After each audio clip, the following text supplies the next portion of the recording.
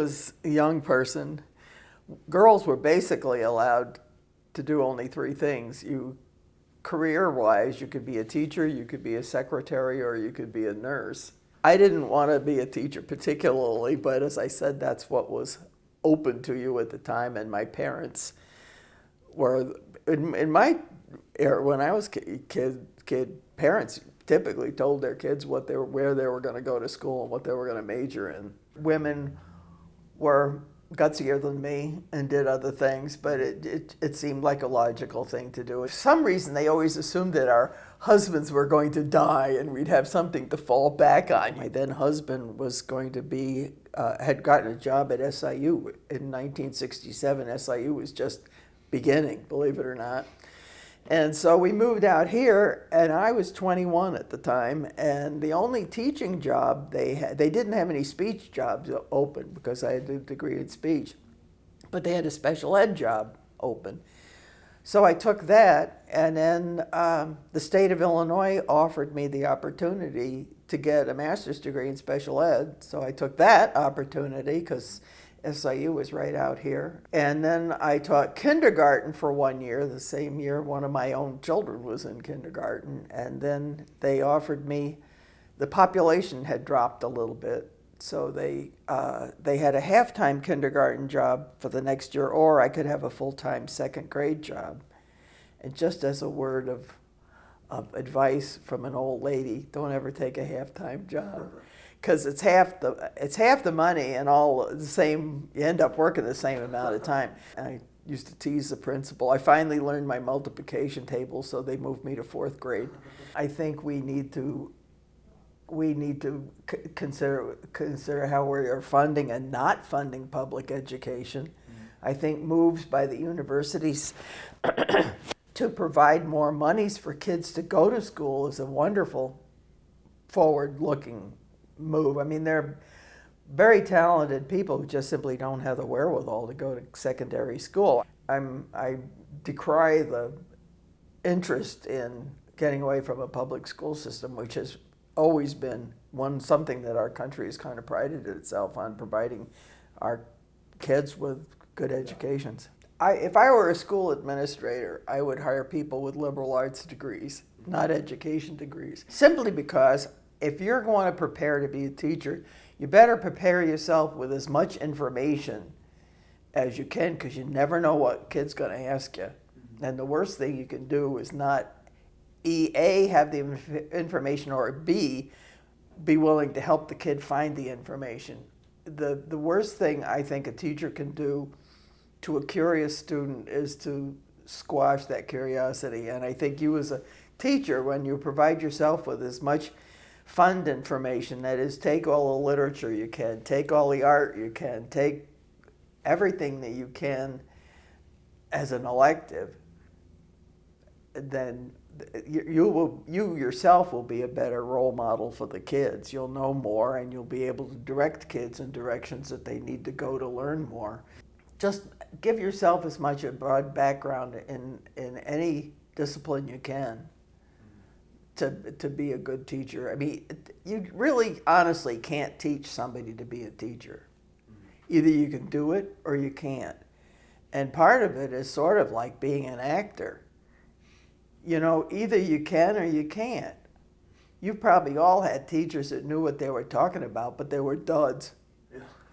Or the person that may not have been the brightest bulb in the light fixture, but could get you to get interested in the information. It kind of turns you on to learning. That's the key thing.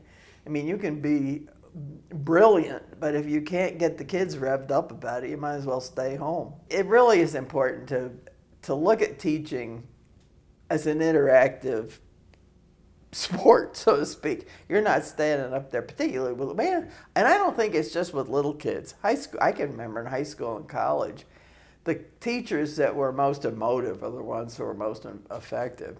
Well, you just have to know the children and know what they're capable of learning. And also you have to know what amuses them. Little bitty kids, for instance, are amused by rhyming words. Mm-hmm. If you teach preschool or primary, little kids think that things that rhyme are funny. And if you tried that with a sixth grader, they'd run you out of the room. Yeah. So, but really, you just have to be able to get the kids involved with whatever it is that you're trying to do. I know from my own experience, sometimes you'll have this great lesson all prepared and you think, oh, the kids are going to really love this. And you're about 5 minutes into it, the kids are all going, so you just can it. And then sometime you do something to the kids, you think the kids are going to be bored, and they're just climbing all over themselves to listen to what's going on, and that's the time when you don't stop when the plan book says stop at 10 o'clock. Mm-hmm. You just keep going. So I think you have to learn, you have to have this fund of information. You have to be willing to emote and kind of put it on a little bit. You can't stand up there in front like a wooden Indian and the kids to pay attention. The other thing that you can't learn from taking education courses in university level is how to have discipline. How discipline is, by definition, sounds like a very negative word, but if there's not some semblance of order in the classroom, nobody's going to learn anything. You just have to be able to get a relationship with the kids where they're paying attention to you and like you, or at least like what you're telling them or what you're talking about, or else just forget it. I mean, if you're spending all your time establishing discipline, you're not teaching. I really believe in logical consequences. Whatever punishment you impose has to have something to do with whatever it is that the kid did wrong. Mm-hmm. So, well, of course, teachers end up punishing themselves too, like some horrendous thing, like, you'll have to spend lunch recess in with me, which means I'm punishing myself as well. Yeah. So that's not all necessarily always bad either, because sometimes there are kids that have problems at home that if you're alone with the kid will start talking to you about stuff that's really bothering them. And that's one of the reasons why I still think kids ought to have recess. I don't know whether they get. I retired in 2005, so maybe they've gotten away from that. But I had a number of kids, not a huge number, but enough to make a point with me, who took the opportunity when all the other kids were away on the other side of the playground, talked to me about something that was really seriously going wrong at home. And I think kids need that outlet. I love teaching kids in 4th grade how to write paragraphs. Really? Doesn't that sound whoopee-doo? It sounds thrilling. Well, kids loved it. I mean, if you can make kids enjoy writing paragraphs, it is so helpful for them in later life. I had a kid in 4th grade. Mother was just a lovely, lovely lady, but just non-traditional kind of person.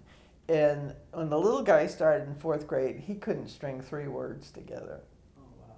And I went through my song and dance about the kid. It was so empowering to me, because by the end, we did pre-test and post-test, at the beginning of the year, and then at the end of the year, see how the kids were doing. First at the beginning of the year, there was like 3 words on the paper. At the end of the year, at the post-test, he wrote a complete paragraph with an introductory paragraph, material in the middle, and then a concluding paragraph. That's awesome. I ran into the kid's mother, he must have been about 10 years ago now, but he was well out of high school, and I asked the woman how her son was doing, and she says, oh, he's in the Navy. And I said, great. I said, I'll never forget how well he learned to write in 4th grade. And she says, I won't either. He writes me the most beautiful letters. Wow. And I thought, are those kinds of stories kind of the things that it compensates for the bad pay? Yeah. Yeah. That's the kind of stuff that makes it worthwhile.